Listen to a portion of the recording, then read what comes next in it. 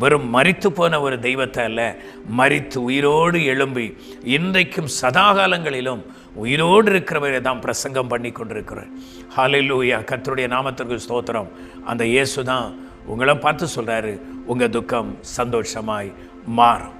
யாபேசுனுடைய வாழ்க்கையில் கனம் பெற்றவராய் அந்த மனுஷன் இருந்தார் பாருங்க. அவருடைய வாழ்க்கையில் பயங்கரமான துக்கம். எங்கே போனாலும் அந்த துக்கம் மாறலை, எங்கே போனாலும் அந்த வேதனை அவரை விட்டு மாறலை, அவ்வளவோ வேதனை. இந்த அருமையான யாபேசனுடைய அம்மா யாபேசை பெற்றெடுக்கும் பொழுது இந்த மகனை துக்கத்தோடு பெற்றேன் என்று சொல்லி அவருக்கு யாபேஸ் என்று பெயரிடுகிறார். இந்த பெயருடைய அர்த்தமே துக்கத்தின் மகன். எங்கே போனாலும் துக்கம், எங்கே போனாலும் வேதனை. அந்த சூழ்நிலையில் இவர் காணப்படுகிறார். ஆனால் துக்கம் அவரை விட்டு நீங்கின பாடு இல்லை. பல முயற்சிகள் எடுத்திருக்கலாம். நீங்கள் எப்படி தான் முயற்சி எடுக்கிறீங்க இல்லையா? என் துக்கம் மாறணும்னு சொல்லி என்னென்னமோ முயற்சி எடுக்கிறீங்க, எல்லாம் தோற்று போய் இப்போ தடுமாறி கொண்டு இருக்கிற சூழ்நிலையா? பயப்படாதீங்க. நாங்கள் பிரசங்கிக்கிற இயேசு உங்கள் துக்கத்தை மாற்றி உங்களுக்கு சமாதானத்தை தர அவர் வல்லமுள்ள தேவனாய் இருக்கிறார்.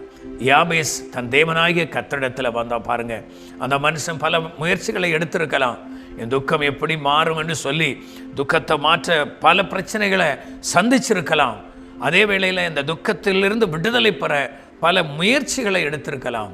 ஆனால் எல்லாம் தோல்வி அடைந்து இப்போதான் யாபேஸ் தேவ சமூகத்தில் அவர் வருகிறார். தேவ சமூகத்தில் வந்து கண்ணீரோடு சொல்கிறார், ஆண்டவரே, என் எல்லைகளை பெரிதாக்கி, என் துக்கம் எனக்கு பயங்கரமான துக்கம், என்னால் தாங்க முடியாத துக்கம், தீங்கு என்னை துக்கப்படுத்தாதபடி அதற்கு விலக்கி என்னை காத்துக்கொள்ளும் என்று சொல்லி யாபேஸ் வேண்டுகிறதை நாம் வேதாகமத்திலே நாம் வாசிக்கிறோம்.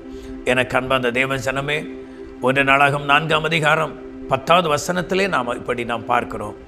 ஆகையினால் யாபேசுனுடைய ஜெபத்தை கேட்டு அவருடைய வாழ்க்கையில் இருந்த துக்கத்தை மாற்றின அதே இயேசு சீசருடைய வாழ்க்கையில் இருந்து துக்கத்தோடு கூட இருந்தாங்க. சீசர்கள் இயேசு கிறிஸ்துவினுடைய பாடுகளை குறித்து அவர் பேசும் பொழுது துக்கத்தோடு கூட காணப்பட்டார்கள். இயேசு உயிரோடு எழும்பி அவர்கள் துக்கத்தை மாற்றி தம்மை உயிரோடு இருக்கிறவராக அவர்களுக்கு காண்பித்து துக்கத்தை சந்தோஷமாய் மாற்றினார். ஆமென்.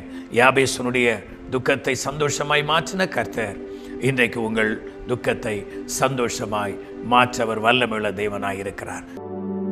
ஃபுல் வீடியோவை பார்க்க ஹேண்டில் கீழே இருக்கிற ப்ளே பட்டனை கிளிக் பண்ணுங்கள்.